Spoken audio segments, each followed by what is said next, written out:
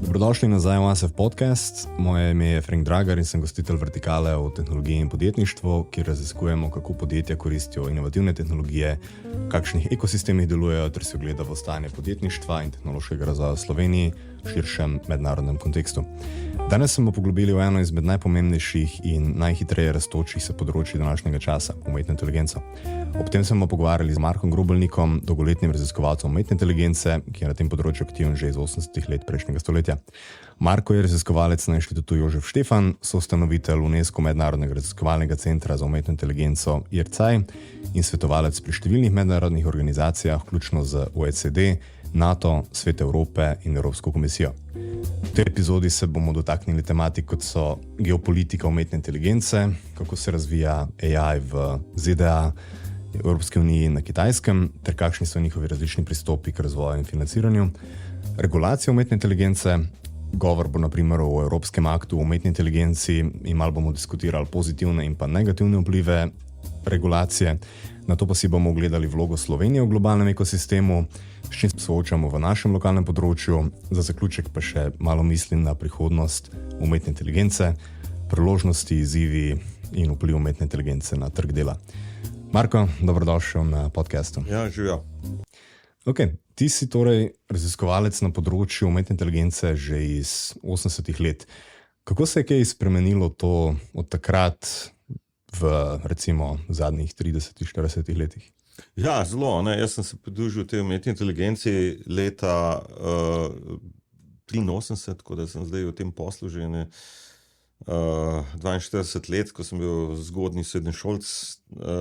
In takrat je bilo eno obdobje, ko je umetna inteligenca vsekakor že obstajala. Torej, te neki cilji, kaj ne bi to bilo, so že bili. Seveda, orodja in kaj se dal takrat narediti, je bilo čisto drugače. Takrat smo bili lih na tem, ali lahko računalniki, sklepajo, ali lahko uporabljajo neko logiko in tako naprej. Smo bili daleč od vseh stvari, ki so se zgodile potem v 90-ih, pa 2000-ih, pa da ne rečem zdaj. Torej, dejstvo je, da že takrat, pred tolikimi leti, pa zdaj, da ne rečem, pred 3 leti, si nismo mislili, da bomo prišli toliko daleč, kot smo zdaj v zadnjih 2 letih, tako rekoč, pa 2,5 letih, recimo zdaj. Tako da, ja, bile so pa nekako enake sanje, to je pa treba reči. Torej sanje, da bi naredili računalnik, ki bi bil podoben kot človek, ali pa da bi bil nek tehnološki družabnik na drugi strani, ki bi bil sposoben komunicirati, razmišljati in tako naprej. Seveda, tehnologija in prijemi in tako naprej. Danes vemo, da to je bilo takrat tako rekoč nemogoče, da je bilo kompleksnost tega problema je bila veliko previsoka za ta tehnologijo iz tistega časa, medtem ko zdaj smo se malo temu približali, bolj kot smo si mislili, ampak še vedno nismo čisto tam. A bi rekel, da kot je Alan Turing definiral ta Turing test, oziroma da pač človek ne zna razločiti več, a se pogovarja z recimo umetno inteligenco, kakor že temu rečemo, ali pa človekom, a bi on menil, da smo to že nekako dosegli s tem? Ja, jaz mislim, da on si ni mogel misliti, da bo to hit se zgodil, tako kot tudi mine. Če bi on imel to pred sabo, bi rekel, da smo verjetno to dosegli. Ja. Seveda, ko začneš vrtati, bodi si v človeka, ali pa tudi v te LLM-je, seveda, slej ko prej prideš do težav, tudi, do nevedenja in tako naprej. Ampak to, da smo prišli toliko daleč zdaj s tehnologijo, jaz mislim, da to sicer nisem nikoli še slišal debate na to temo, ampak po mojem razumevanju, tako kot smo si že vsa ta zadnja desetletja predstavljali, kaj bi se moralo zgoditi, zato da bi nekdo presegel ta Turing test, je to, kar imamo danes, zagotovo smo tam. Ja. Če pogledamo zmagovalce tega vsakoletnega tekmovanja za Turing test, to so bile popolne igrače, ne, ki so bile pa delane z ogromno truda. Ne. Danes vsak otrok lahko s pomočjo teh novih orodij naredi veliko boljš. Ne. To je realnost. Ne. Je pa tudi, se mi zdi, da ljudje radi predstavljamo te benchmarke in goalposte vedno više. Ne. Ja, se jih moramo, ker enostavno te benchmarki niso bili pripravljeni tako rekoč za ta nov skok tehnologije, ki ga zdaj imamo. Ne. Plus, da je še cel kup drugih težav, ne, s temi benchmarki, zato ker čim se pojavijo, jih seveda te LLM-ji nekako požrejo, da tako rečem, in vejo naprej rešitve že, ne, tako da je torej ta umetnost, pa veščina kreiranja teh evalvacij oziroma benchmarkov, tako da sami sebi mi sploh ne lažemo, ali pa da kreatorji te tehnologije ne lažejo sami sebi, ni več tako trivialna.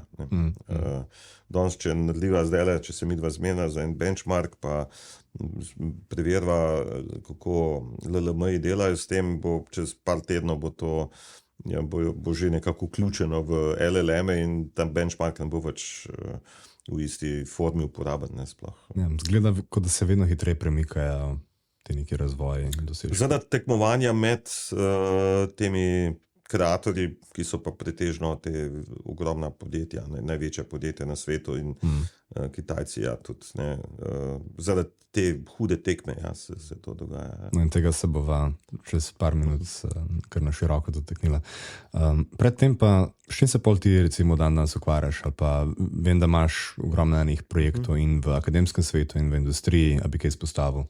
Ja, dajmo tako reči, ne, najprej obstaja ta nova umetna inteligenca, ki so predvsem te foundational modeli, pa veliki jezikovni modeli, ne, na eni strani, to je en del dela, drug del dela je pa seveda še vedno tudi ta stara, bolj tradicionalna umetna inteligenca, ki seveda služi namenu, ne, ker ta nova LLM-ji nikakor ne morejo vsega, imajo nekaj prav takih neverjetnih sposobnosti, ampak veliko stvari pa ne zmorejo. Ne. Tako da ta stara tehnologija, mislim stara, ne, to ni toliko stara, to je, ne vem, mogoče 50 let stara tehnologija, je še vedno silno uporabna za veliko stvari. Ne. Torej, Moš kak primer? No, naprimer to, da smo v realnem času, da spremljamo delovanje tovarne. Ne? To pomeni, da če gre kaj narobe, da ne vem, v sekundah, minutah reagiramo. Tega z LLM-ji ne moremo. Tudi blizu tega ne moremo priti. Ne vem, če hočemo optimizirati promet, ne vem, vse, kar je v zvezi z realnim časom ali pa z to, kar smo včasih, še par let nazaj rekli big data, ne, torej ogromni podatki, tam z LLM-ji praktično ne moremo nič koristnega narediti danes. Cene so prevelike, v teoriji ja, ampak so cene in vse ostalo enostavno ne omogočajo tega. Ne. Tako da ne vem, recimo, če hočemo no, ta tovarna je zagotovo dober primer, ne vem, enega od sistemov, ki imamo tudi, ne vem, opazovanje sveta v realnem času, ta Event Registry, eno od naših podjetij, recimo, tega tudi ne moramo delati z LLM-ji, to je treba vse na standardni način delati. Ne. A lahko čisto na kratko, kakšni modeli so pa to? To so pa bolj taki klasični, bi rekel, machine learning modeli, ki so zelo skalabilni, torej, ki morajo, ne vem, na sekundo morajo prežvečati ali pa obdelati 100 dokumentov, jih dobiti, očistiti, obdelati, jih integrirati in tako naprej. Skratka, to z LLM-ji, ja, jaz bi si želel, da bi to z LLM-ji lahko delali, pa ne moremo. Ne. Recimo, torej, to je kombinacija standardnega machine learninga, to so metode, kot so ne vem, logistična regresija, SVM, ne rečem še kaj bolj enostavnega, ne, potem pa analiza omrežij, ne, socialnih omrežij, analiza grafov, no, kot bi se rekel, potem pa ta semantična analiza, disambiguacija in tako naprej. Vse to, kar LLM-ji ne vse, ampak dober del zadev, ki jih tudi LLM-ji obvladajo, ko se dotaknemo teksta, sam je pač, recimo, z LLM-ji lahko to obdelamo, ne vem, en dokument v parih sekundah, recimo, tle jih moramo pa, ne vem, sem rekel, ne vem, 100 dokumentov na sekundo, ne, obdelati, ne. Skratka je s tem, da imamo to zastonj, ne, medtem ko LLM bi fajn plačali, ne. Torej, ta ekonomija je malo drugačna, ne. Pa vse, kar je povezano z tem IoT, torej z senzorskimi podatki in tako naprej, tisti je to seveda LLM-ji nekako niso primerni, ne. Torej, ampak osnovno vprašanje je, kaj delam, ne, se pravi, eno je ta nova umetna inteligenca, eno je stara umetna inteligenca, potem pa na eni strani imamo akademsko delo, na drugi strani imamo tudi komercialno delo. Trenutno, recimo, če bi naštel par zanimivih projektov iz vseh teh 4 področij, ena stvar, ki je zanimiva, torej najprej se izogibamo zadevam, kjer vnaprej vemo, da ne moramo zmagati, no, da tako rečem, ne, kjer smo, ne vem, potencialno odvisni od velikih infrastruktur, ki jih pač nimamo tle, ne, v Sloveniji, ali pa so predrage, nedosegljive, ne, in to je problem vseh akademikov in večine podjetij tudi, ne. No, in zdaj tematike, ki jih delamo, so recimo med akademskimi, torej sploh razumeti, zakaj LLM-ji delajo. Torej, gremo v LLM možgane in probamo videti, kako ti možgani pravzaprav delajo. To je en zelo zanimivo področje, ki malo ljudi dela na teh, no, zdaj mi ta know-how imamo, zdaj po parih mesecih znamo se tega lotati in tudi že vidimo določene efekte. Recimo, to je ena zanimiva linija, ne. Ena druga linija, ki jo delamo, je napovedovanje geopolitičnih dogodkov, ne. To je recimo ena tudi sistem, ki že kar dobro dela, ne, recimo. Potem... To je z LLM-ji, recimo, ali pa... Kako je to? To je z LLM-ji, ja, to je z LLM-ji, ja. Z LLM-ji pa neke bolj tradicionalne te tehnologije še zraven. Ampak brez LLM-ja to ne bi bilo mogoče, ne. Potem imamo pa take male, recimo, to niti ni tako majhen projekt, razumevanje pravnih dokumentov s pomočjo LLM-jev in nekako bolj tradicionalne tehnologije. Torej, kako delati tako podoben tip sklepanja, kot ga pravniki delajo, ki je stabilno, ki ni podvrženo tem halucinacijam, ki jih LLM-ji imajo, ne, in da imamo pravzaprav na drugi strani enega takega agenta, na katerega se lahko zanesemo, ne. To je ravno en projekt, ki smo ga štartali zdaj z januarjem. Še kot velik evropski projekt, 7 milijonov, 3 leta, no. Tle imamo kar zanimive prijeme, ne.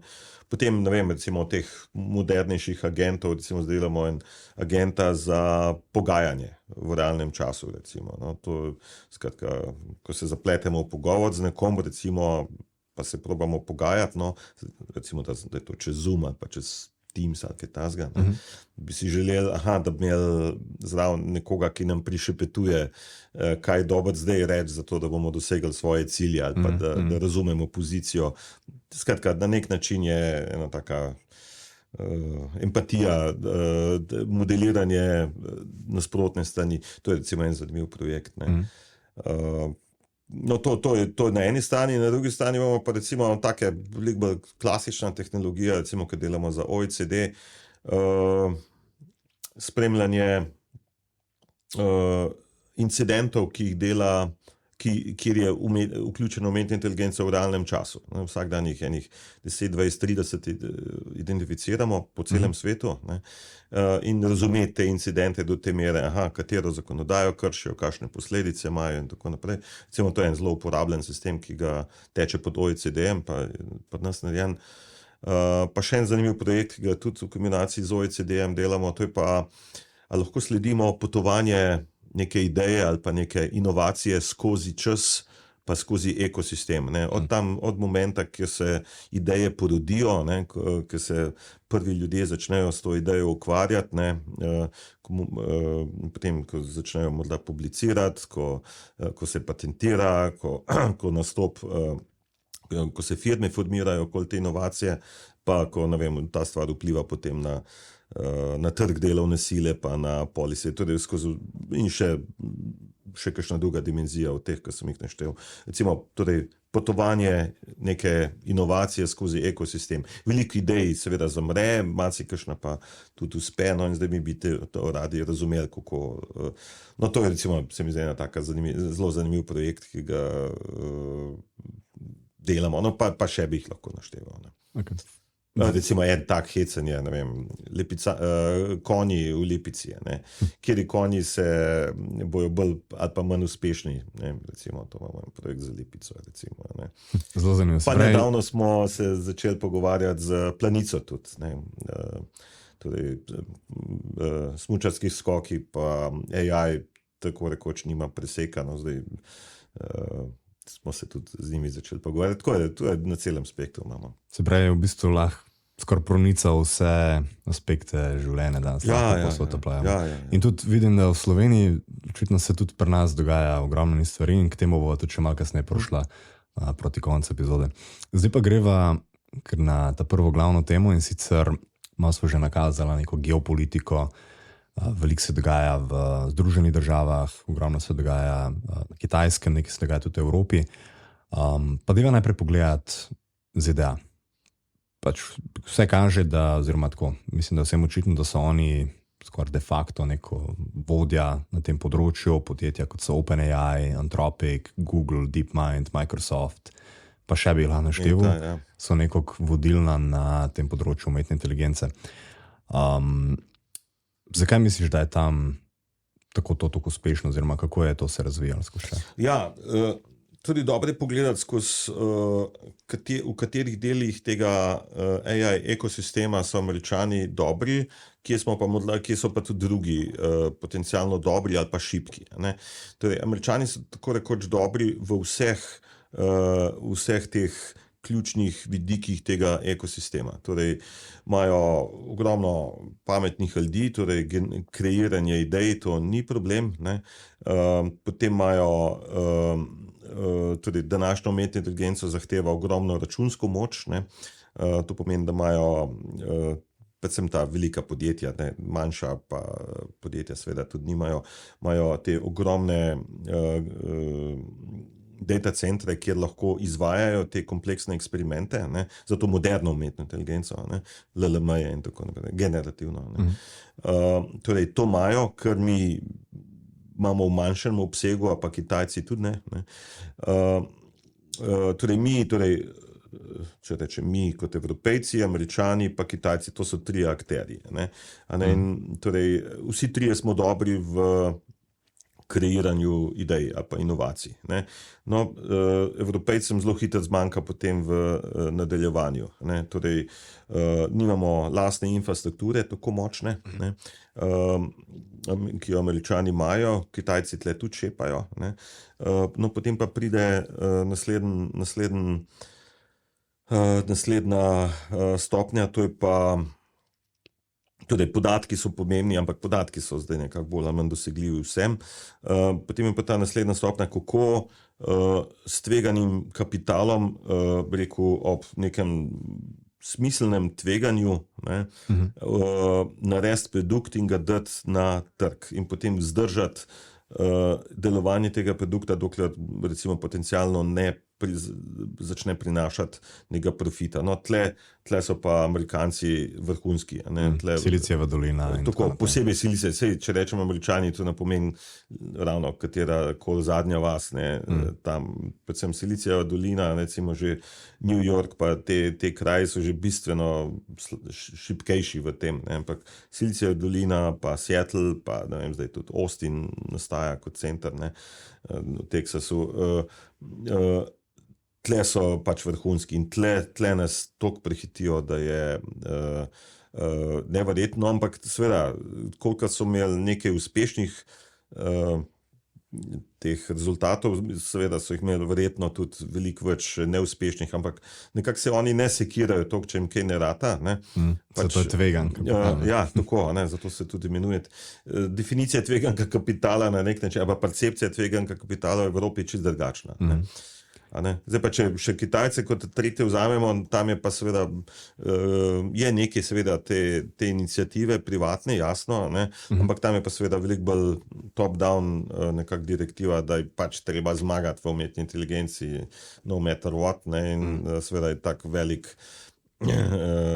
velika motivacija iz te strani, ampak rekla sva, da začnemo pri Američanih, tlele oni imajo skozi cel ekosistem, imajo vse faze zelo dobro pokrite in zelo dobro sodelovanje teh velikih podjetij, ki jih Evropa nima, praktično v Evropi imamo eno samo veliko računalniško podjetje, to je SAP, ki praktično na področju umetne inteligence se ni niti zares udeležilo, se ne udeležuje te dirke, recimo.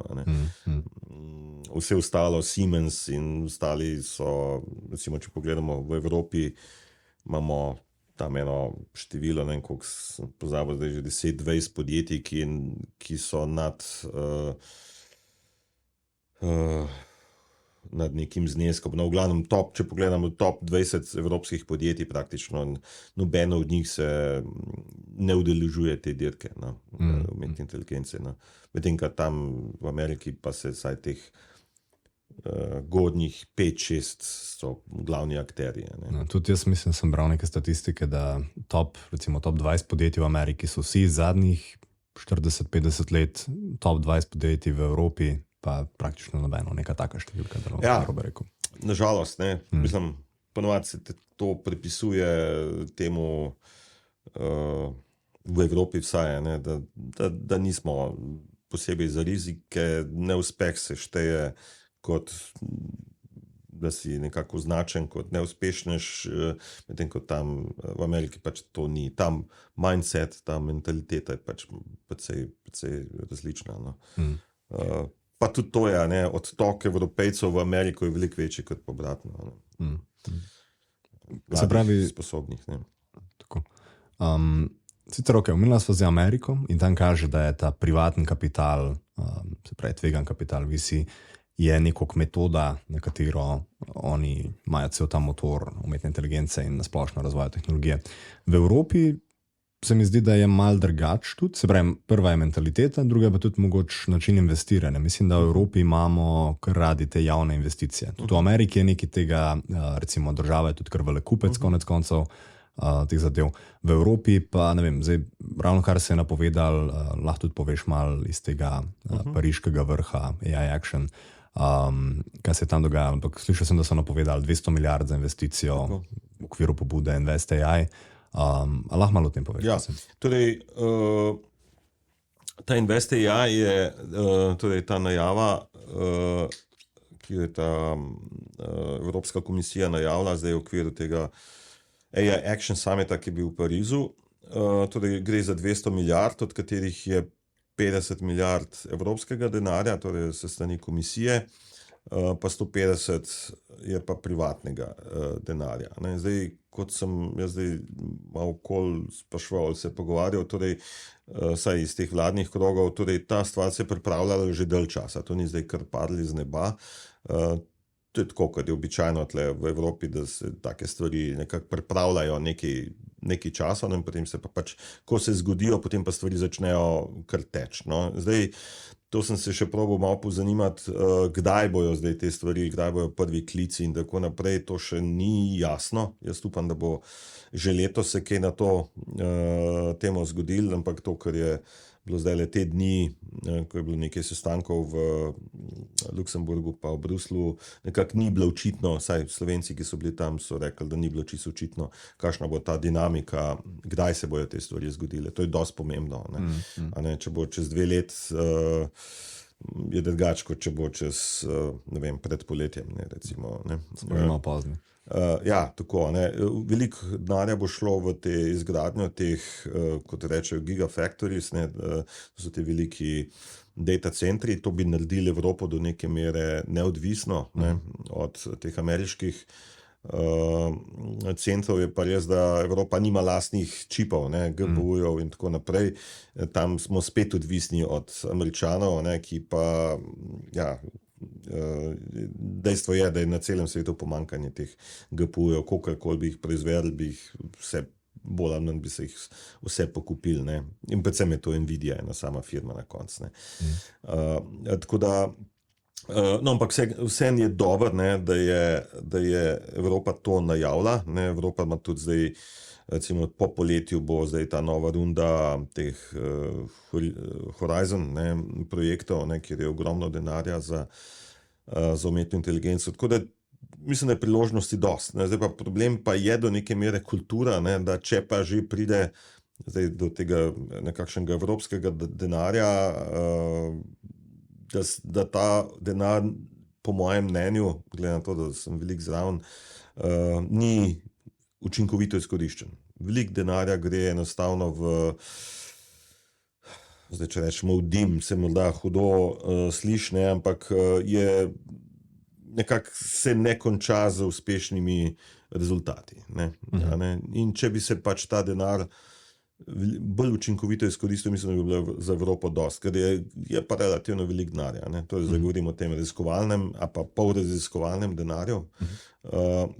Zdaj tale invest program teh 200 milijard, tle je zdaj public-private partnership, ne. Torej, to se kaj skladi ustanavljajo, recimo kot neki skladi tveganega kapitala, ki bo potem investirali, neki gre v raziskovanje. Verjetno bo več inštrumentov, ne, znotraj tega denarja bo verjetno več inštrumentov, ne, od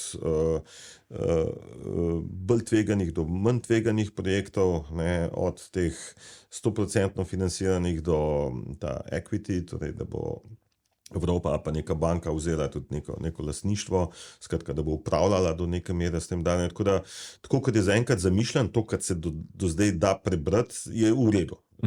No, zdaj pa, glede na to, da smo zdaj v enem takem čudnem tranzicijskem času, ne, ko se tudi Amerika spreminja in tako naprej, jaz upam, da bo to še dodatna motivacija, ta negotovost, v kateri zdaj živimo, da se bo Evropa začela postavljati na svoje noge in da bo ta denar tudi dobro izkoriščen, no, pa da ne bo tudi kakšne vojne, ki bi seveda požrla ta denar za druge namene, ne, recimo.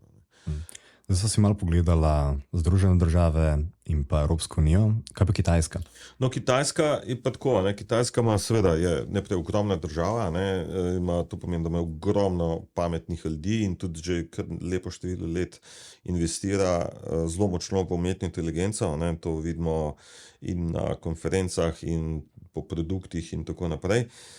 Zdaj tam pravzaprav nič kaj dosti ne manjka, razen ene stvari, in sicer nimajo lastnih čipov, nimajo lastnih GPU-jev, da bi lahko tekmovali z velikimi ameriškimi podjetji, kot so, smo rekli, Microsoft, Google in Meta in Apple in ostali. A tudi ZDA je začela zaostrovati z letom 2022? Tako, ja, že nekaj časa velja ta prepoved izvoza najmočnejših GPU-jev na Kitajsko, ki pa se ga do neke mere zgleda uspejo nekako izogniti, ne. Kitajci, je veliko teh GPU-jev pravzaprav na koncu je na Kitajski, seveda nikakor pa ne toliko veliko, kot bi jih pa oni rabili, pa si želeli, tako da zdaj, če pogledamo te nedavne rezultate, ne, ta DeepSeek in Alibaba, ne, te dva zdaj prednjačta, ne, pa potem je še kar nekaj drugih podjetij. Te seveda nimajo take računske moči kot, ne vem, Microsoft, Google, OpenAI in te, ne, ali pa, ne vem, Elon Musk s tem XAI-em, ne, kjer je, ne vem, 100,000 teh GPU-jev v 3 mesecih. Ja, mislim, to pač se na Kitajskem ta moment zgleda ne more zgoditi, ker je zaradi tudi teh omejitev, ne, medtem ko Elon Musk z vso močjo, ki jo ima, pa lahko v 3 mesecih to naredi, ne. Tako da Kitajci, ja, mislim, jaz jih po svoje občudujem, ki srečujem jih na konferencah in dogodkih po svetu, se zelo trudijo. Zdaj govorim samo vsaj o teh uspešnih, ki strahovito so izobraženi, ne, torej, dajmo pogledati samo recimo tole njihovo Tsinghua univerzo, ne, to je nekakšen kitajski MIT, ne, tam je Vsak študent tam je izbran med 20,000 kandidati, enega izberejo. Ne? In verjemite, da tisti eden ni slab. Ne? No in zdaj spin-offi, ki prihajajo iz te Tsinghua univerze, so res dobri. No? Mislim, to so ljudje, ki so izobraženi, tekoče angleško govorijo, pametni so, torej inovativni in tako naprej. Sveda, Kitajska je velika, ima sveda tudi dolgi rep drugačnih ljudi, ampak te špice Kitajske so res dobre in nihče jih ne podcenjuje. Ne? Tudi jaz zdaj ne poznam osebno ljudi iz DeepSeeka pa iz Alibabe, pač pa poznam zelo dobro enega od teh spin-offov iz Tsinghue in to je veselje se z njimi pogovarjati, tudi nič ne skrivajo in tako naprej. Imajo pa seveda to omejitev z GPU-ji, v smislu idej pa ostalega pa jih kar imajo. Torej, dejansko ta prepoved izvoza jih nekoliko bremza, ampak ta stvar se tudi verjetno se bo znivelirala slej ko prej. No. Zaenkrat je pa še vedno obstaja. Ne. Torej, Kitajce nikako se ne sme podcenjevati in mislim, da jih tudi noben zares ne podcenjuje od resnih ljudi. Ne. Okay. Zdaj smo se malo pogovorila o investicijah in razvoju. Deva se še malo o regulaciji. Se pravi, zakaj sploh regulirati, kakšne so tveganja oziroma kaj skrbi ljudi in zakaj potiskajo za to? No, tako, če pomislimo, kakšno tveganja so. Nekako bom zdaj vzel strukturo tega nedavnega poročila o varnosti umetne inteligence, nekako so trije sklopi nevarnosti, ki so. Torej, tehnologija, ki jo imamo zdaj na razpolago, je zelo močna. Lahko se k temu še vrnemo.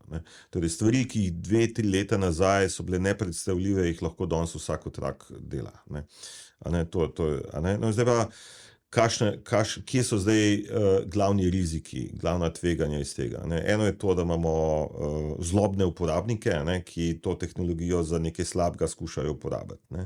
To je en vir. Kaj pa so recimo? To so lahko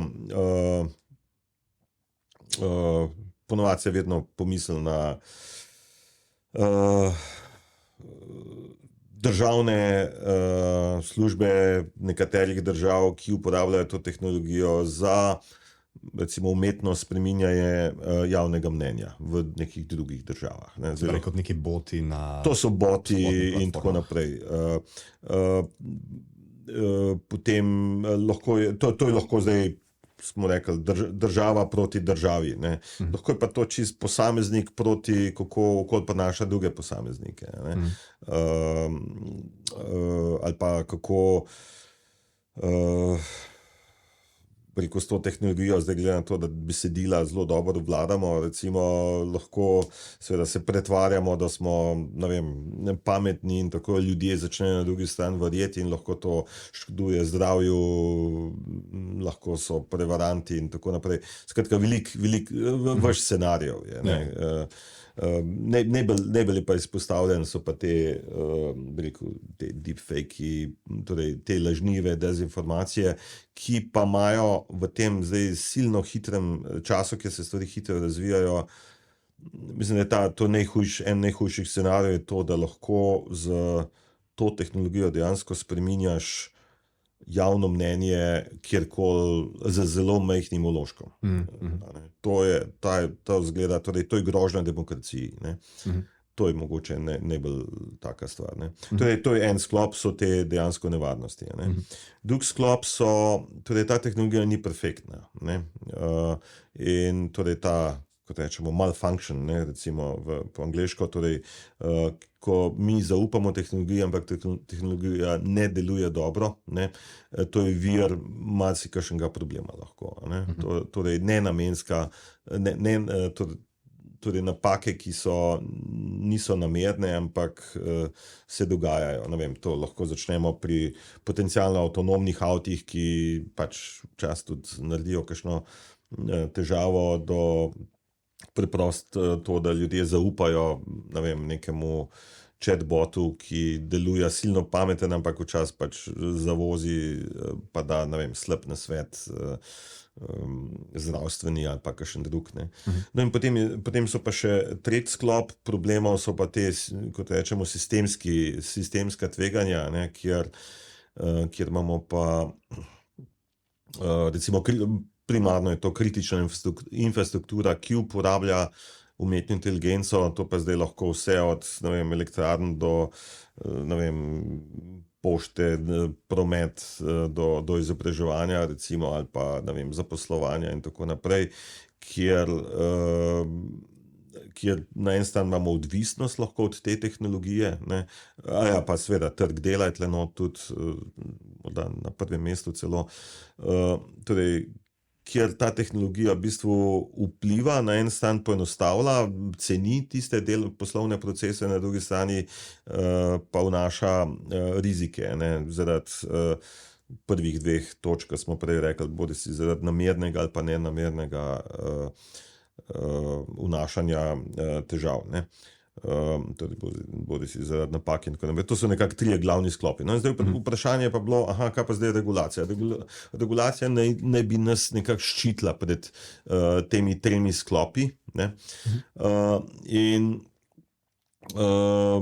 In pač debate so se začele tam nekje leta 1920, ne, v Evropi vsaj, ne, tam ravno 1920, takrat so prvi dokumenti prišli, no in so nekje konec leta 23 je prišlo do tega konsenza za ta Evropski AI Act, ne, to zakonodajo, ki zdaj tekom lanskega leta je nekako se sprejemali dele tega dokumenta in še letos je še vedno v implementaciji. Zdaj, ideja te evropske zakonodaje ni zelo komplicirana, pravzaprav sistemi umetne inteligence se klasificirajo tiste neke 4 kategorije, v tiste, ki so, najprej ta zakonodaja ne regulira tehnologije, ampak regulira aplikacije, ne, uporabo umetne inteligence, ne. In zdaj, torej obstaja razred prepovedanih aplikacij, to je zdaj, ne vem, subliminalno vplivanje na ljudi, ne, prepoznavanje obrazov v realnem času na javnih mestih, pa še nekaj takih stvari, ne. Nekih, mislim, 80 je teh prepovedanih aplikacij, ne. Drug sklop so aplikacije visokega tveganja, ne. To so torej aplikacije, kot so na primer preverjanje kreditne sposobnosti, zdravstvene aplikacije, ki so povezane z zaposlovanjem pa tako naprej, ne. No, to so aplikacije, ki potrebujejo nekakšno certifikacijo. Certifikacija pomeni v tem primeru, da se preveri, ali ta aplikacija, ki uporablja umetno inteligenco, v resnici dela to, kar obljublja, ne. Ker danes imamo veliko tega, kot bi po angleško rekli, snake oil, ne. Nekdo vzame, ne vem, nek ChatGPT, pa naredi majčken software nad tem in začne to že kar prodajati. Sploh zato, ker je toliko lahko. Zato, ker je toliko lahko, ne. Ni pa nujno seveda, da se ta kreator, avtor sam zaveda vseh težav, ki jih lahko proizvede s tem, ali ne večkrat je to problem, ne. No in zato pa ta stvar potrebuje nekakšno certifikacijo, ne. No, to je ta druga kategorija, ne. Potem je pa tretja kategorija, kjer je low risk, ne, torej nizko tveganje pa brez rizika, to so pa, ne vem, igrice pa take stvari. Tisto ni toliko problematično. Največ debat je bilo okoli tega, kako opredeliti aplikacije visokega tveganja in kakšen naj bi bil približen postopek, no. Tako da, če tudi je to nekih 150 strani dokumenta, v končni fazi glavno sporočilo ni tako kompleksno, kot bi si človek mislil. Je pa seveda težava pri implementaciji tega, zato ker zdaj vse evropske države morajo narediti nekakšen lokalni AI office, ne, nekakšen urad, ki bo izvajal to zakonodajo in zdaj to se zelo počasi dogaja, kakor slišim, nekako ni ljudi. Tisti ljudje, ki se spoznajo na umetno inteligenco, jih gotovo ne zanima biti nek uradnik, ki bo tam preverjal neke stvari. No? Tako da je, verjetno se bo zgodilo, ampak počasno, tekom tega leta. Ne? Se morda lahko še zatakne pri implementaciji. Tako, no, ampak zdaj sva bila predvsem pri Evropi, no? Zdaj pa, če pogledamo še Ameriko pa Kitajsko, ne? Tam neke posebne zakonodaje tega tipa ni, pač pa imajo, torej Američani so do nedavna operirali na tem tako imenovan executive order, ta predsednikov ukaz, ki je torej glavno sporočilo tega ukaza, pa nekaj podobnega imajo pa tudi na Kitajskem, je to, da obstaja nekakšno, da je treba sicer lepo se obnašati, ne, da se ne sme delati nevarnih aplikacij in tako, ampak da obstaja neko zaupanje med vladno stranjo in stranjo proizvajalcev. Ne? Torej ta, kako bi to prevedli, voluntary conduct, ne? Torej dobrovoljen sporazum, nekako tako bi prevedli. No in tukaj pa so si nekako roke dali, firme so rekli, mi se bomo lepo obnašale, vlada je rekla, mi pa namo nagajali, in če pa pride do kakšnih težav, pa jih bomo že nekako rešili. No, nekaj podobnega je tudi na Kitajskem, tam so, ne vem, že avgusta leta 2023 sprejeli, to je bilo nekaj 2-3 strani dolg dokument, zelo preprost, kjer piše pač, ja, da umetna inteligenca je pomembna, gremo naprej, razvijajte firme, če pride do težav, imate 3 mesece časa, da jih odpravite, in pojmo naprej, ne, bolj na tem nivoju je. Ne. Torej, Amerika, Kitajska se zelo dobro zavedata, ne, da je čim manj omejevanja, ne, pomaga. Ne. Evropa pa rada malo poregulira, ne, in tudi skuša biti zgled drugim. Ne. Zdaj pa tisto, kar je pač zanimivo, je, da ta razvoj umetne inteligence je tako hiter, da zdaj ti regulatorji ne samo, da imajo težave, ampak dejansko ne sledijo, in je tudi prekompleksno treba slediti vsem tem zadevam, pa jih razumeti v smislu posledic, da ja, nekako ta AI Act stoji, je v redu, ni slab, ni pa optimalen, verjetno, imajo pa odprta vrata za popravke. No. Obstaja neka nevarnost, da bi se Evropa oziroma preregulirala s tem AI? Jaz mislim, da ne, sploh ne zdajle v tem post-trumpovskem času, ne, kjer je dejansko zdaj prišlo do enega taga prebuditvenega klica, wake up call, kot bi rekli, ne, kjer se mora Evropa dejansko postaviti na lastne noge, ali se postavlja, upam, da se bo. Torej dodatno kompliciranje, prereguliranje ni v duhu tega časa, kot ga živimo zdaj nekje po januarju leta 2025. Ne. Pa tudi, se mi zdi, tudi sem opazil, da se Evropa mogoče malo prebuja, oziroma že Mario Draghi s tem reportom. Mario Draghi je naredil, mislim, dober posel s tistim, ker njemu je tak zaupanja vreden človek, tudi moram reči, da je izpostavil umetno inteligenco zelo v tem. Ali sem čisto omenil, kaj to je bilo, to poročilo? Torej, Mario Draghi je naredil poročilo o odpornosti Evrope. Je identificiral šibke točke, kje je Evropa šibka in kaj bi morala nekako narediti. Ne? In ena od pomembnih točk je, seveda je šel čez množico teh stvari, od energije, tehnologije, ne vem, cel spektr stvari in celo gospodarstvo, no, ampak v vsem tem spektru je pa tudi umetna inteligenca bila zelo izpostavljena. Predvsem to je izpostavil, da Evropa nima lastnih velikih podjetij, ne, pa tudi, da smo odvisni, kar se infrastrukture tiče, to pomeni, nimamo lastnih čipov, no, in da praktično tudi, če bi hotel biti zdaj neka velesila umetni inteligenci, enostavno nimamo predpogojev za to ta moment. Ne. Lahko gremo v to smer, ampak ta moment nismo tam. Ne. Je pa izpostavil umetno inteligenco kot tehnologijo, ki vsekakor bo določala prihodnost. Ne. Definitivno. Okay. Čisto malo, da malo počasi zapreva to poglavje regulacije. Zdi se, da so nekatere teme, ki bi se morda strinjala vse te vele sile, da bi jih treba bolj regulirati. A bi mogoče, ampak je pa tudi tveganje, da se mogoče nekateri preregulirajo ali pa je tako. Nekateri bi radi več regulirali, ampak potem se bojijo, da bi izgubili s tem konkurenčnost. A je kakšna možnost, da bi za nekatere vsaj ta najbolj nevarne aspekte, mogoče kakšno orožje, take stvari, lahko bil kakšen globalen konsens, ali je to pretežko ali pa... No, do zdaj se nisva dotaknila orožja. Do zdaj sva se pogovarjala samo o civilni sferi in tle, če zdaj najprej odgovorim na civilno vprašanje okoli civilne sfere.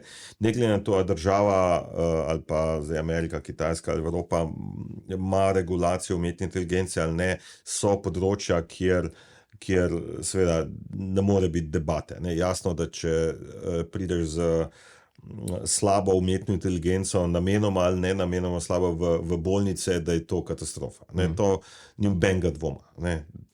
Čeprav uradno pač to ni regulirano v Ameriki in verjetno tudi ne na Kitajskem, tle sploh ni nobenega dvoma. Ne? Potem dvomi so lahko na določenih delih tega, ne vem, ohranjanja privatnosti pa tako naprej, ne? Tam so lahko razhajanja, ampak so potem področje kritične infrastrukture. Ne? Mislim, tam jasno, da ne moreš priti z enimi nepreverjenimi sistemi, ki trdijo, da delajo umetno inteligenco, torej tam stvari morajo stati na nogah. Ne? Tako da ampak to je civilna sfera. Ne? No, kar se pa vojaške tehnologije tiče, pa jasno, zdaj gledajte, tam, k je vojna nekako ni boga, ne? In tam je samo, da se obraniš ali pa da napadaš in tako naprej. In zdaj to, kar opazujemo, zdaj jaz nimam vpogleda v vso tehnologijo, ki jo uporabljajo recimo v ukrajinski vojni pa v teh drugih, predvsem ukrajinska je tle zelo izpostavljena, ampak torej lani sem poslušal predavanje tega ukrajinskega ministra za digitalizacijo, ki je pač razlagal, kako to zdaj izgleda pri njih. Ne. Medtem so razvili kar signifikantno industrijo za razvoj teh dronov, ki jasno uporablja AI in še vse mogoče stvari. Ne. In to so jasno ubijalske mašine. Vprašanje, ki ga je dobil ta minister, je, kaj pa Rusi imajo tudi te avtonomne, oziroma imate avtonomne drone, odgovor je bil, Rusi jih imajo. Ne? Torej, ni povedal zase, ampak zelo, tako kot vidim, ne, recimo, to so me nedavno kolegi opozorili na to, da je bila lani jeseni prva, verjetno v zgodovini človeštva, prva bitka, kjer niso bili ljudje udeleženi, ampak samo droni iz obeh strani. Ne.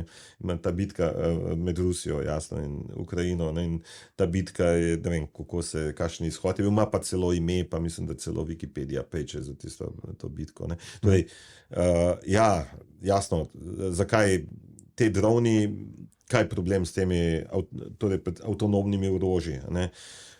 Če je orožje avtonomno, je predvsem cenejše, ne, pa veliko bolj natančno. Cenejše je zato, ker ne rabi komunikacijske infrastrukture, ne rabi človeka, ki lahko počasen, je natančen in tako naprej. Ne. In tam se te stvari razvijajo, ta umetna inteligenca, ki pa danes je na razpolago, tako da kot vsakemu otroku, ne, torej za prepoznavo objektov, za orientacijo na tak ali drugačen način, to je pa pač na razpolago. In zdaj, če imamo dron, ki stane tam $500 pa 1000, kar je malo, ne, seveda, to je približno to, kot če kupimo en soliden notebook z vsem noter, ne, s kamerami in procesiranjem, kjer lahko vse to počnemo. Torej, to se danes da narediti, ne. Zdaj pa obstajajo glasovi proti, jasno, avtonomnim orožjem, ampak mislim, so te glasovi bolj ali manj zginili, ne, v tej trenutnem stanju teh vojn, ki Jaz sem tudi predstavnik Slovenije v NATO, ne, v tem komiteju za AI in tam ni neko vzdušje, da bi človek sploh odprl debato proti takim orožjem. Če bomo mogoče obratno, tudi mislim, da je bilo v zadnjih dneh govora o tem, da se bo še več investiralo, da Evropa rabi povečati svoje kapacitete. Ja, Evropa ima ta fond EDF, ne, European Defense Fund, ne, ki, če pogledamo, kakšne tematike financirajo, se v dobri meri, ja, seveda avtonomna ali pa polavtonomna orožja in tako naprej. To je ogromno umetne inteligence v orožjih, ki so pa v dobrem delu seveda lahko ta dvojna uporaba, dual use, ne, tudi, ampak ja, vsekakor avtonomija je poudarjena, ne. Tem, ko če pogledamo, ne vem, 10-15 let nazaj, takrat je bilo velik debat, ker so podpisovali peticije proti avtonomnim orožjem. To danes, ja, nobenega ne bi ga več prav zelo, ne, od teh odločevalcev, ne. Vse, kakšen glas sem pa tja še pojav, ampak je toliko nerealistično v tej trenutni situaciji, da ne gre, ne. Okay. Se malo vrneva počasi nazaj proti Sloveniji. Se pravi, na začetku si malo povedal o teh projektih, ki jih izvajate na IS, ki so tudi povezave z industrijo. Dajva še par besed reči na to slovensko sceno umetne inteligence. Se pravi, nekaj imamo raziskovalne inštitucije, kjer je pač recimo v spredju Fakulteta za računalništvo in informatiko, FER v Mariboru, IS. Kaj se še kje dogaja? Ja, torej ena srečna okoliščina, ki jo imamo v Sloveniji, to, da je pač umetna inteligenca tle v to deželo prišla že zelo zgodaj, konec 70-ih let, ne. Ivan Bratko je prinesel skupaj z Vladom Rajkovičem in tem krogom ljudi, ki so zdaj nekako že pretežno v pokoju, no, ampak so še vedno aktivni in pač niso morda v tem prvi bojni liniji, ne, ampak so še vedno prisotni, no, in oni so prinesli nekako ta znanja, pa tudi ustvarili prve laboratorije no, tisto, kar je bil pa zelo pomemben dosežek, ne vem, ali se ga poudarja ali ne, ampak je, da je večino inženirjev tam že od 80-ih let naprej morali opraviti te predmete z področja umetne inteligence, tako da če tudi se človek morda kasneje ni ukvarjal ravno z umetno inteligenco, imel pa saj ta osnovna znanja o ekspertnih sistemih, o strojnem učenju, o teh nekih statistično logičnih algoritmih, recimo, ki so še danes pravzaprav podloga za umetno inteligenco. Torej, veliko ljudi je šlo skozi te predmete, no, in to nam daje eno tako dobro, močno podlogo, ne, saj za te seniorje, ne, ki jih imamo po firmah, ne. Tako da danes veliko ljudem ni težko tudi tem starejšim preklopiti ali pa razmišljati o tem strojnem učenju in tako naprej. No, to je zdaj, če mečkam te preteklosti, ki pa se še vedno dogaja, to pomeni, to še vedno imamo, ne. Imamo sicer eno katastrofično okoliščino, da nimamo obveznega predmeta v osnovnih šolah za računalništvo, še manj seveda za umetno inteligenco, ampak to je že nekako druga tema, kakor mi pravijo, smo edina država v Evropi, ki tega nimamo, zaradi, kaj ne rečem, politike, ne, čisto nič drugega. Kadar človek to reče, potem se zmeraj nekdo razburi, ne, da se itak ne da, ne, mislim, ne vem, vsi drugi lahko, samo mi ne moremo, ne.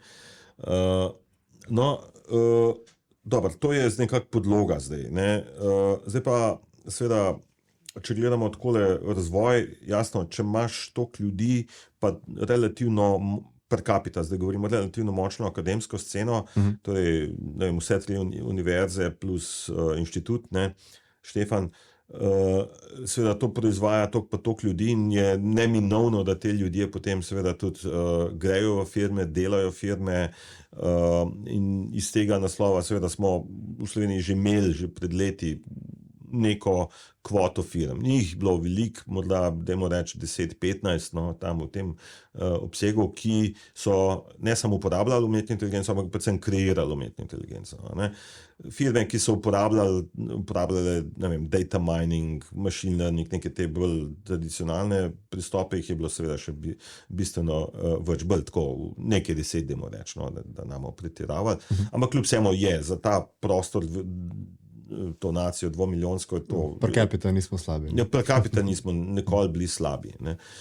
No, zdaj pa seveda, to, kar se pa zdaj zgodilo v teh zadnjih 2 letih, je pa zdaj kar naenkrat ta skok tehnološki, ne.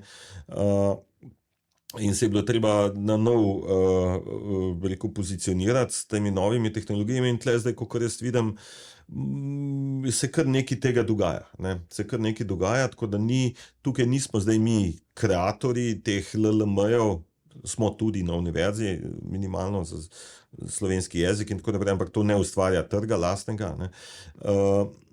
Pač pa uporabniki te tehnologije, kot so LLM, GenAI in tako naprej, ki pač razvija aplikacije na vrhu tega. Ne? In trenutno smo v obdobju,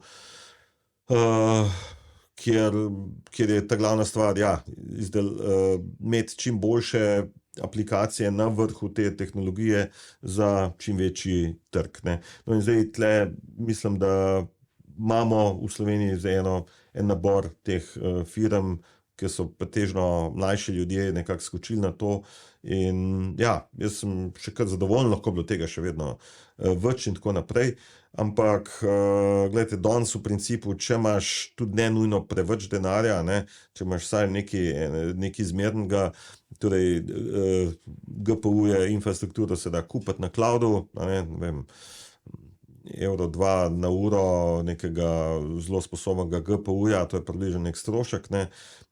Pamet, recimo, da imamo, ne. Pač, ne vem, če pogledamo, kar univerze proizvedejo, mislim, je to kar dosti dobro znanje, ne.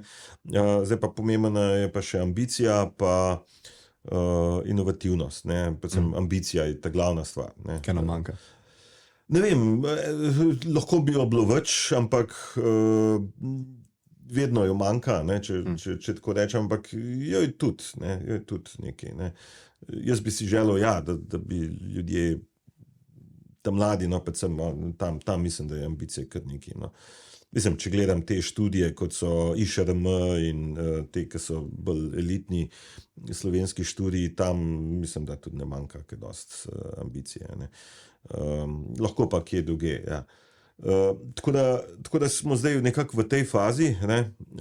Tudi če pogledamo število, ne vem, dogodkov, to je lahko en indikator, ki jih Slovenija organizira na temo umetne inteligence, vse od GZS-ja, univerzitetnih, inštitutskih do, ne vem, inkubatorskih, je tega kar precej pravzaprav, ne. Vsak teden, ni ravno vsak dan, ampak vsak teden pa je. Potem imamo pa, da vem, tudi čist internih dogodkov, kar precej, tako da se ta hiter tempo umetne inteligence, ne more vsak vse slediti, kva se vsak dan zgodi, ne, ker se dejansko vsak dan nekaj zgodi, ker je dobro vedeti, tako da imamo ta poročanja, ki so odprta za širšo javnost tudi, ne, in tako naprej. Tako da, dajmo reči, jaz sem zadovoljen, zato ker lahko bi bilo bistveno slabše, ne, vedno bi bilo pa lahko tudi boljše, no, ampak vedno se moramo pa zavedati, da smo per capita dobri, po absolutni količini pa seveda težko tekmujemo, ne. Recimo ravno zdaj, da sem bil na Bloombergu, ne, v New Yorku in so rekli, smo malo pogledali, koliko je Slovencev na naši platformi, pa jih ni veliko, pa sem rekel, pa ste preverili per capita? Ja, to pa nismo, zato ker ni v naši, sploh v njihovem mindsetu ni, da bi per capita gledali, ne. Mi pa drugače kot per capita sploh ne moramo priti na zemljevid nikamor, ne. Tako da umetna inteligenca dajmo tako reči, ne, to je neka panoga, ne, ki ni zdaj tekma med nacijami nujno, ne, je tekma med kakšnimi ekipami, ne. In zdaj jaz tako, če rekel, v Sloveniji imamo nekaj takih ekip, ki lahko tekmuje, ne, medtem ko jih imajo Nemci, ne vem, 10-krat več ali pa, ne vem, nimajo, ne vem, 40-krat več, kolikor jih je več Nemcev, ne. Je pa definitivno globalna tekma. Ne? Je pa globalna tekma, ki pa seveda v veliki meri tudi vpliva, ta velikost infrastrukture pa pogona, ki ga moraš zadaj, ne.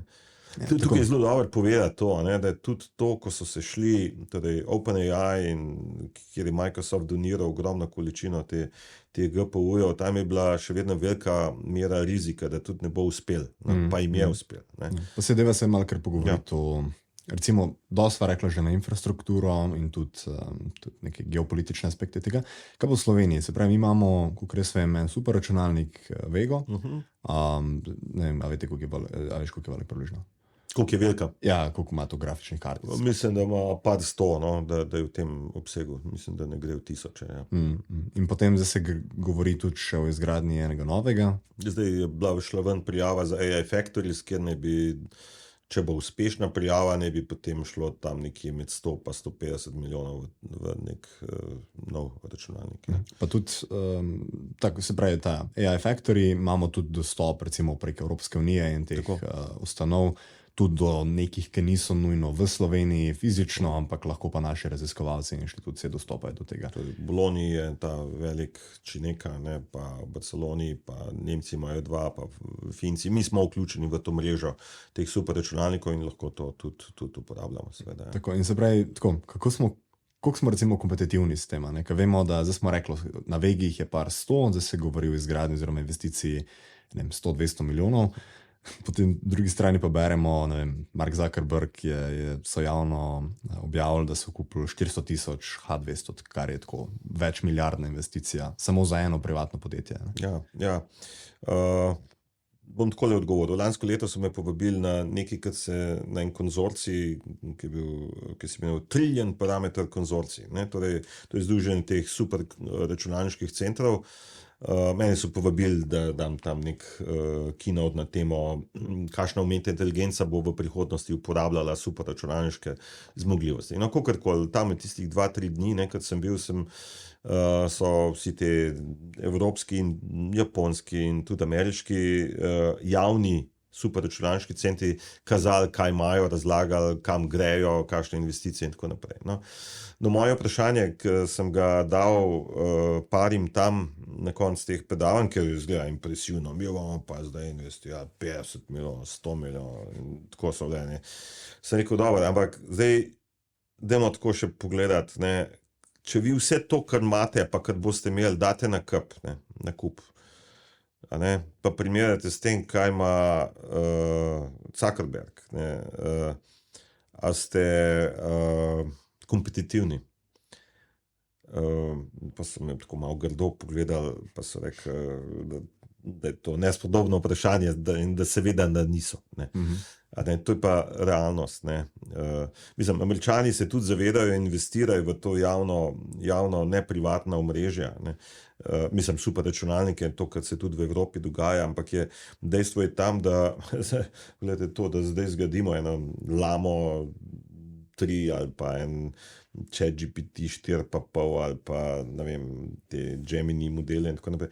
Tam rabimo hkrati, ne vem 30-50 tisoč teh GPU-jev za, ne vem, par tednov ali pa mesec, 2, 3. No, tega na teh naših super računalniških infrastrukturah ne moramo narediti. Ne moramo se zmeniti, da bo cel super računalnik v Bologni delal, ki ima par tisoč teh GPU-jev, da bo delal samo za nas. Za eksperiment, ki nosi tudi rizik, da se ne bo dobro končal. Medtem kot oni to lahko naredijo v teh firmah. Okay. Če malo počasi zaključiva to slovensko temo, kako bi lahko potem Slovenija recimo še bolj izkoristila svoj potencial? Priložnosti v evropskih projektih, nacionalna strategija, privabljanje talentov, kakšne take teme? Torej, par točke. Torej,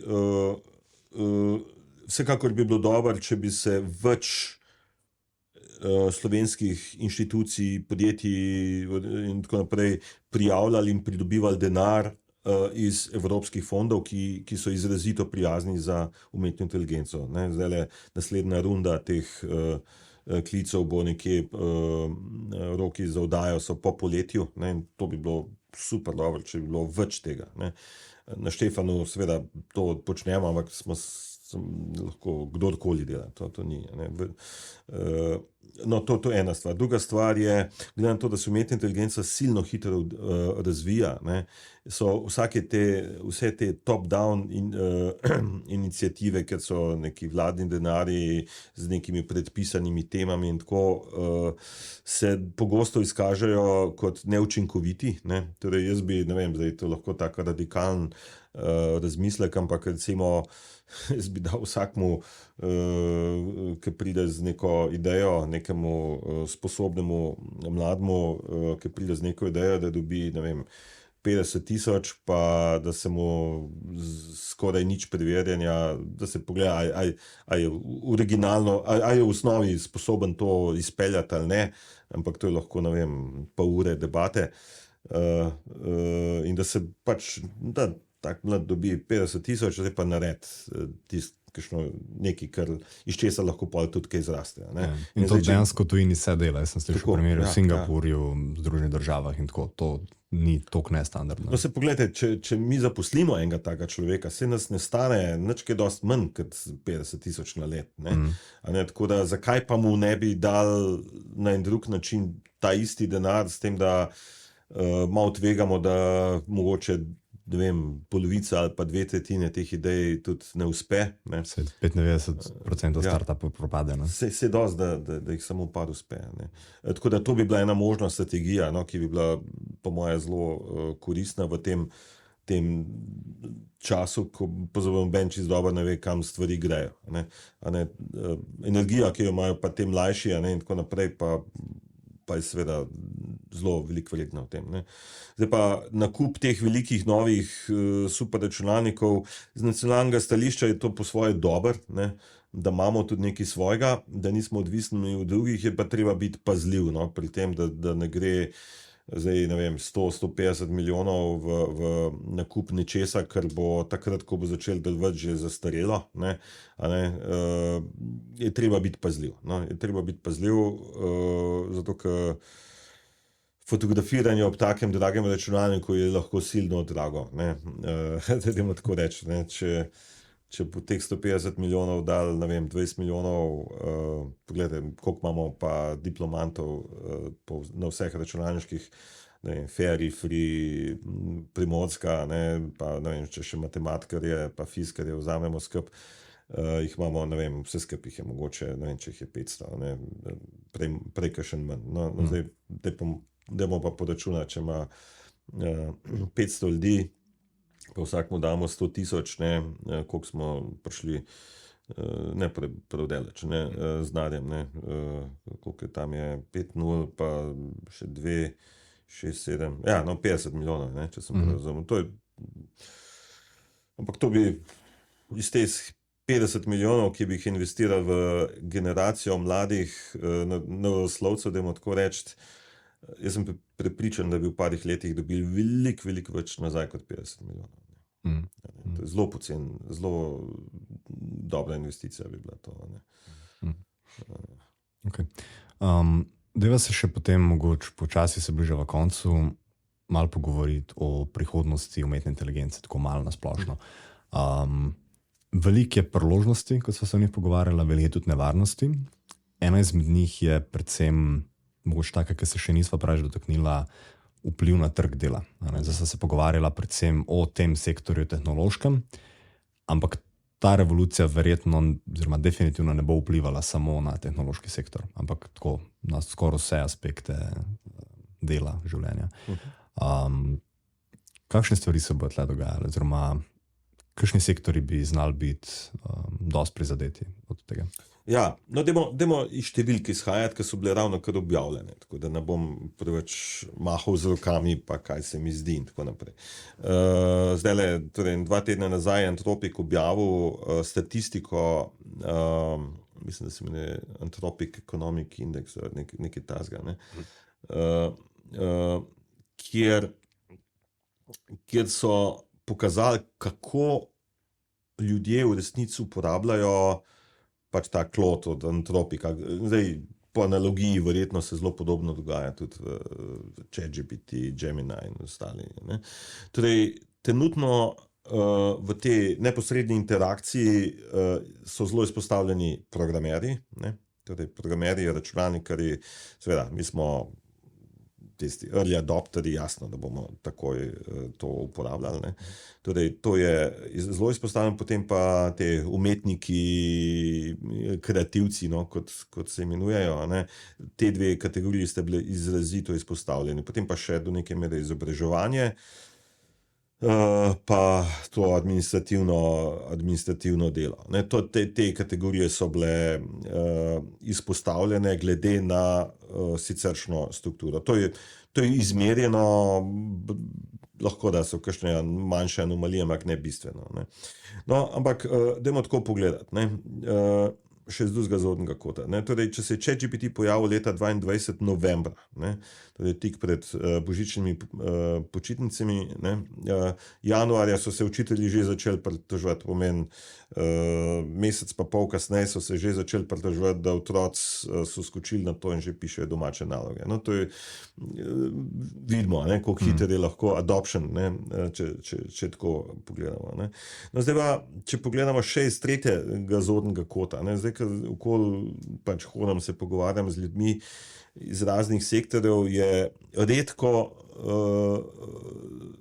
dobro, so ta fizična delovna dela, ne vem, tovarnah, ne vem, drvarji, oni, tretji, četrti, ki imajo fizično delo, ampak vsi, ki pa nimajo fizično delo, ki imajo vsaj majčken stika z računalnikom, pa praktično nihče, težko prideš do človeka, ki tega ne bi tako ali drugače uporabil. Ne? Vsaj za hec majčken včas, ampak čim pa nekdo začuti, da je pa tam not nekaj, kar mu lahko prihrani čas, pa zviša kvaliteto outputa, je pa tam seveda pol javno ali pa nejavno. Ne? Torej, sodelujem, kot smo prej povedali, s parimi temi mednarodnimi organizacijami, nekateri od njih imajo prepoved uporabe tega. Ne?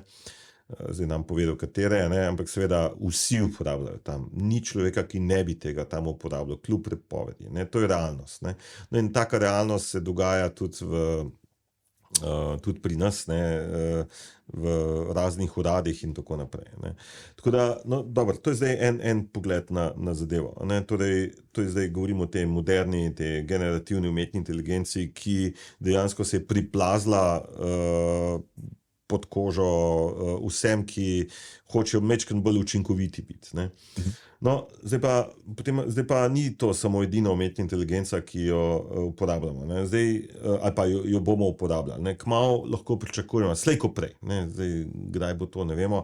Recimo bojo avtonomni avti bojo postali dovoljeni ali pa najprej morda v nekem omejenem obsegu, kasneje pa skozi več in tako naprej. No, in ravno zdaj, no, ko sem bil v Ameriki, recimo število, ne vem, taksistov v New Yorku, na Manhattanu je tam okrog 100,000, 50,000 taksijev je, vsak avto je 2 človeka vosta, okrog 100,000. No.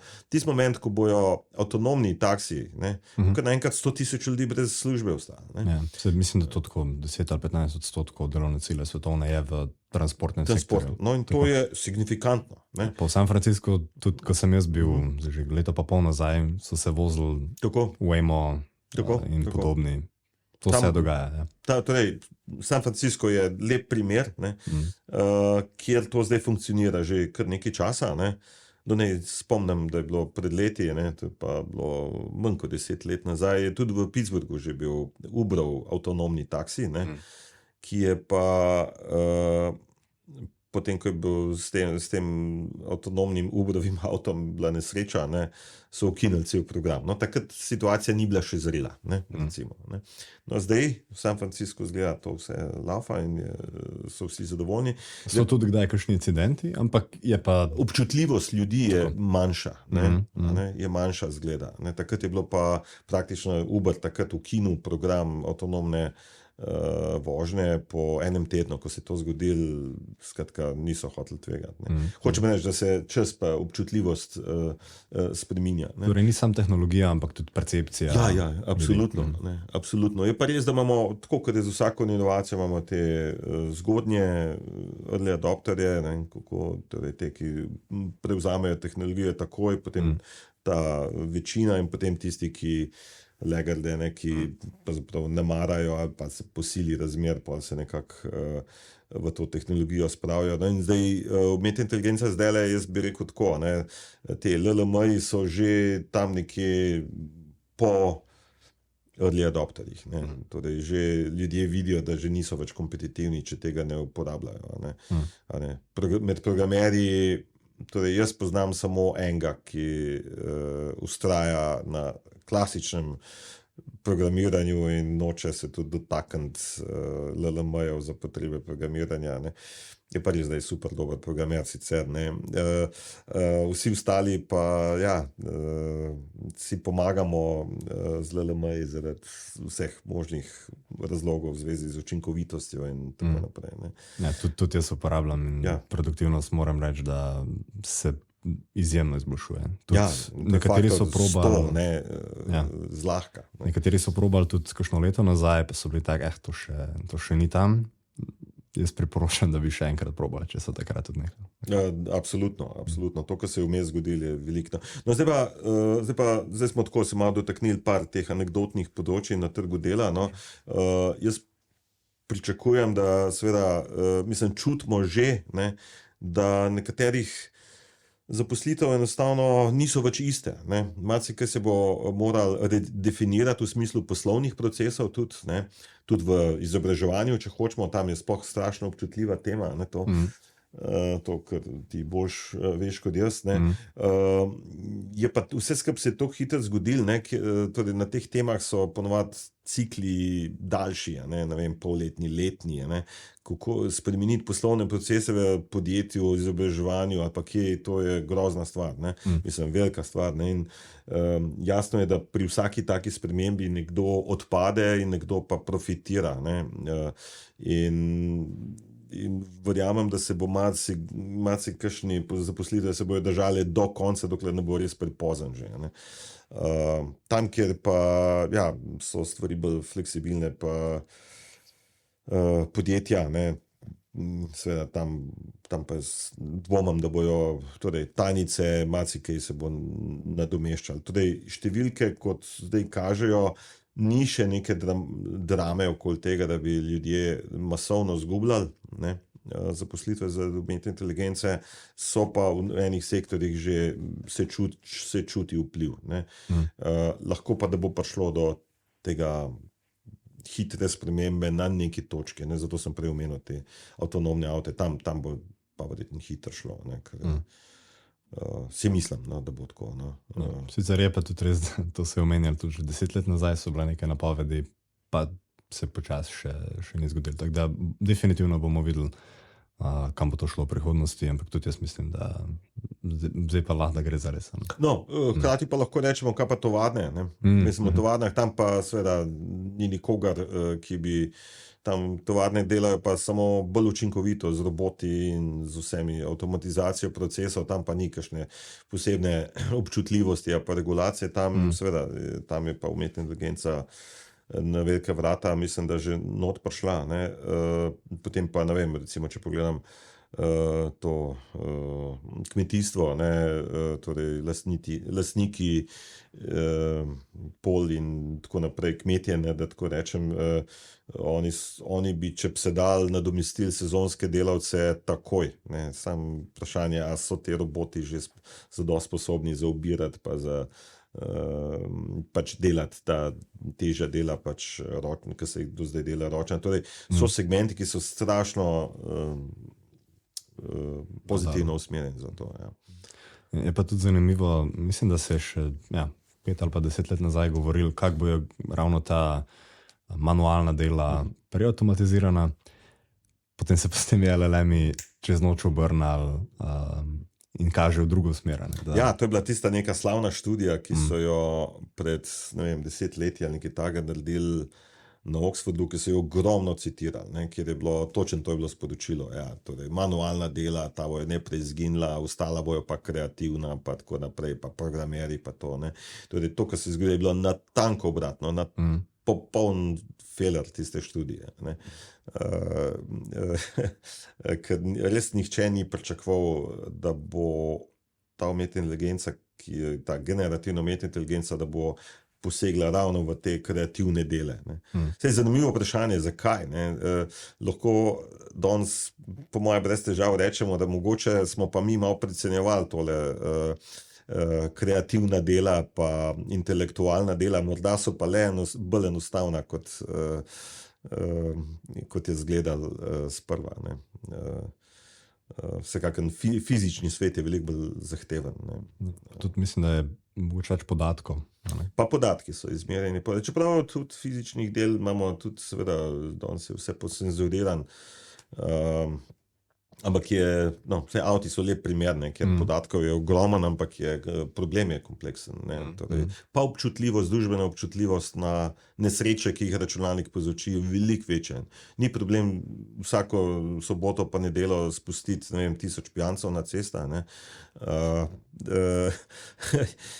je pa problem spustiti en AI avto na cesto. Torej, če tako malo karikiram, ampak tako da to tudi ni vedno slabo, če mislim, da recimo robot vozi na mest nekoga, ki... Ja, veliko bolj bi bilo, da bi robot odpeljal kakšnega takega domov, kot pa da se sam pelje. Tako. Okay. Počasi sva prišla k koncu. Mogoče za zaključek, a imaš kakšen nasvet za mlade, ki bi zanimali področje umetne inteligence? Recimo nekdo, ki pravkar zaključuje srednjo šolo ali pa ga malo zanima, da bi se začel s tem ukvarjati. Ja, torej nasvet je to, da ta stvar, torej področje umetne inteligence v eni ali drugi formi ne bo izginilo še lep čas. Torej, to ni nekaj, kar je prišla kot nekakšna moda, ki je včeraj bila, pa danes je še, jutri pa ne bo več. Ni tako. Ta stvar bo ostala, in v tem smislu jo je treba tudi obravnavati. Zdaj pa je več nivojev, kako človek pristopi lahko k temu. Lahko pristopi kot kreator, kot inženir, kot analitik, tehnolog, lahko pa kot uporabnik. Oboje ima smisel. Zato, ker vsi ne morejo biti, tehnologi, kreatorji, pa tudi vsi ne morejo biti samo uporabniki. Odvisen, kaj zdaj človeka zanima. Če pogledam danes pravnike, zdravnike, ki zelo na široko probajo to tehnologijo uporabiti.